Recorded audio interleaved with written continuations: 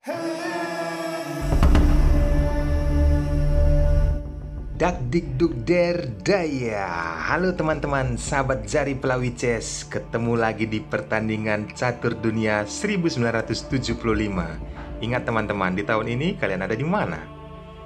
Saya akan mempertontonkan kepada kalian bagaimana raja dibuat jalan-jalan ke depan, tetapi dia menang.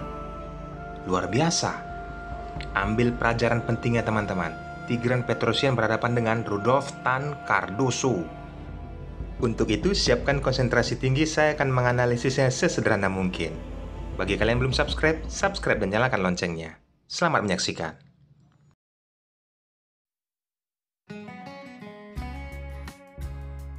Di sini, Rodolfo Tan Cardoso memegang bidak putih dan memulai dengan pion E4. Tigran Petrosian membalas dengan pion C5. Terjadilah Sicilian defense di papan. Setelah putih kuda F3, lalu hitam pion E6, persiapan petak gajah hitam. Putih pion D4 mengajak pertukaran dan disambut oleh Tigran.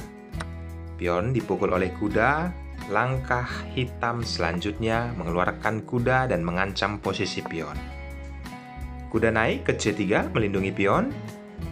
Hitam menaikkan kembali pion D1 langkah, membuka ruang bagi menteri dan gajah. Perhatikan teman-teman. Di sini Rodolfo menaikkan pion G2 langkah melakukan serangan dari sayap raja. Jelas terlihat pion akan terus dinaikkan ke depan. Tapi Tigran lebih bermain defensif, menaikkan pion A dan menjaga posisi kuda. Setelah putih menaikkan pion dan mengancam kuda, kuda mundur ke D7. Next, putih menaikkan pion H4 dan hitam pion B5, persiapan gajah. Tetapi di sini Rodolfo mendahuluinya. Gajah langsung ditempatkan ke G2, mengambil diagonal. Tigran tidak peduli teman-teman. Dia tetap menempatkan gajah ke B7. Dan setelah pion H dinaikkan oleh putih, maka Tigran mengeluarkan kuda, mengajak pertukaran. Rodolfo mengabaikan, dia menaikkan pion A3, menjaga posisi kuda untuk ke B4. Setelah hitam mengambil jalur benteng C, lalu putih menaikkan benteng mengambil jalur 3. Ini sangat jelas teman-teman.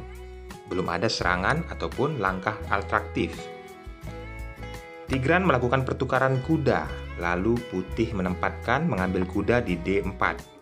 Menteri dihantam, wajib turun. Dan kali ini ditempatkan ke E3. Tigran mengeluarkan gajah, persiapan rokade pendek, ataupun mengeluarkan perwira untuk melakukan serangan kepada pion. Tetapi pion tersebut dikawal oleh pion F4. Lagi-lagi hitam mengajak pertukaran pion. Di sini ditolak lagi oleh Rodolfo. Diajak lagi oleh Tigran. Tetapi ditolak kembali teman-teman. Pada saat pion ada di G6, Tigran langsung memukulnya. Pertukaran pion terjadi. Telah terlihat posisi putih lebih unggul ya. Tapi kita pelajari bagaimana Tigran Petrosian mempertahankan rajanya agar tidak mati. Putih gajah D2. Jelas terlihat mengaktifkan sekaligus mempersiapkan rokade panjang. Hitam menteri menempatkan ke A8, mengambil diagonal mengancam pion. Diabaikan, lalu terjadi rokade panjang oleh putih. Tetapi kita berandai sementara teman-teman. Kenapa putih tidak menjaga pionnya, bisa menaikkan benteng ke H4? Inilah yang akan terjadi. Kita berandai dengan kondisi, lalu kuda ke D5, mengancam benteng. Dan apabila pion pukul kuda, maka jelas benteng dipukul oleh gajah dan skak. Raja naik, hitam melakukan rokade sayap raja, dan posisi seperti ini hitam pasti unggul teman-teman. Kita kembali ke partai aslinya. Di sini Rodolfo melakukan rokade sayap menteri ya. Rokade panjang. Lihat, setelah pion dipukul oleh kuda, terjadi pertukaran perwira kembali. Gajah pukul kuda, lalu hitam pukul gajah. Dan putih tidak langsung pukul gajah teman-teman. Dia menaikkan pion mengancam benteng. Kita melakukan perandaian kembali. Apabila langsung ya, sebentar kita melakukan perandaian. Apabila langsung kuda pukul gajah, maka jelas menteri akan pukul kuda. Menteri pukul menteri, dan benteng pukul menteri. Hitam unggul di sini, teman-teman. Kita kembali ke partai aslinya. Rodolfo menaikkan pion B satu langkah mengancam benteng. Tetap menjaga posisi jalur 4, benteng ditempatkan ke D4, menjaga gajah. Langkah Rodolfo berikutnya, teman-teman bisa pahami. Dia menaikkan pion F1 langkah mengancam gajah, memberikan secara gratis. Ingin membuka agar bisa serangan dilakukan dengan atraktif. Setelah gajah pukul pion, benteng menempatkan ke E1, mengepin posisi Raja Hitam. Pion dinaikkan, menjaga posisi gajah, lalu gajah dipukul kuda, dan jelas, kuda dipukul oleh benteng, mengancam menteri. Rodolfo tidak mundur menterinya, tetapi naik ke C5. Langkah Tigran, melakukan penyederhanaan kembali, memukul benteng dan benteng dipukul oleh gajah. Berikutnya, sudah masuk ke babak endgame, teman-teman. Raja ditempatkan ke D7, agar bisa koordinasi benteng dan menteri. Dan di sini putih menaikkan gajah, menempatkan ke B4. Ada skak nanti yang di D6.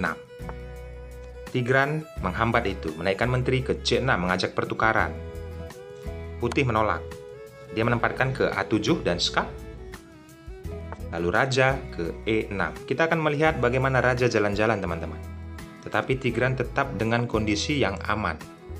Putih, benteng, G3, melindungi pion, sekaligus menghambat pergerakan raja, lalu hitam menaikkan pion E1 langkah, membuka ruang bagi raja. Skak oleh putih, menteri ke F7, raja naik ke E5. Next, putih benteng C3 mengancam menteri.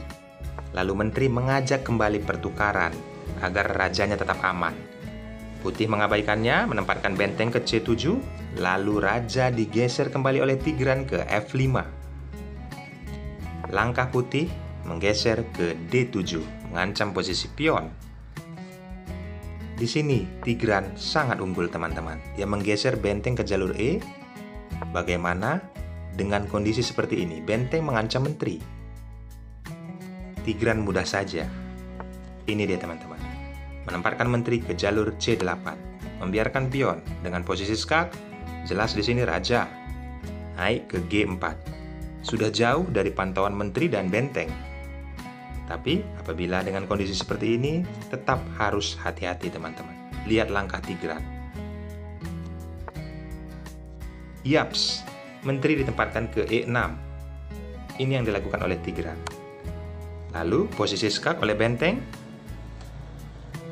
Kemana Raja Hitam? Agar tetap aman. Yaps, ke H3. Walaupun jauh, tidak apa-apa, teman-teman. Tidak ada yang bisa diperbuat oleh putih. Setelah putih menteri ke A7, lalu pion dinaikkan satu langkah. Menteri ditempatkan ke B7.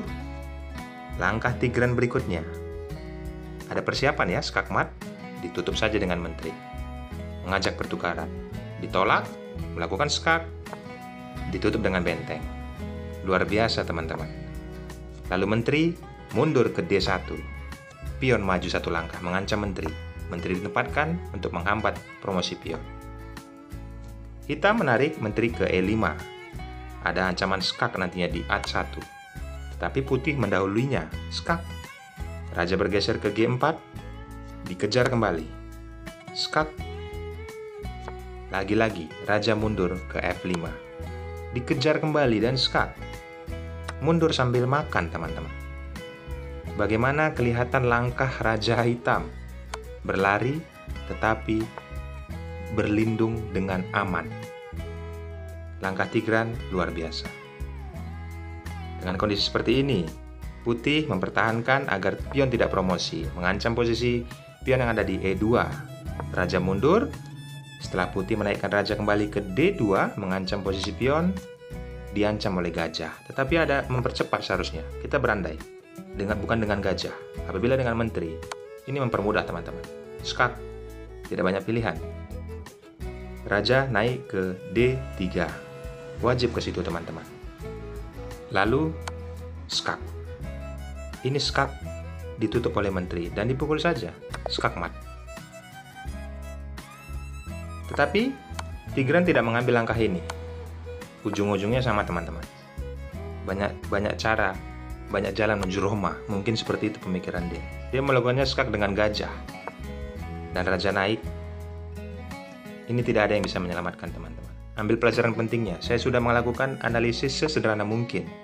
Dukung terus channel ini. Di sini jelas Tigran Petrosian menunjukkan bagaimana dia bertahan dan bagaimana dia menyerang dengan tiba-tiba. Bagi kalian yang baru bergabung di Jerry Pelawi Chess yang belum subscribe, tolong di-subscribe channel ini agar terus berkembang dan memberikan pertandingan-pertandingan dunia kepada kalian. Tentunya kalian akan mendapatkan ilmu saat bermain nanti di pos ronda atau di teman-teman kalian di chess online. Akhir kata, saya ucapkan thanks and God bless. Bye-bye.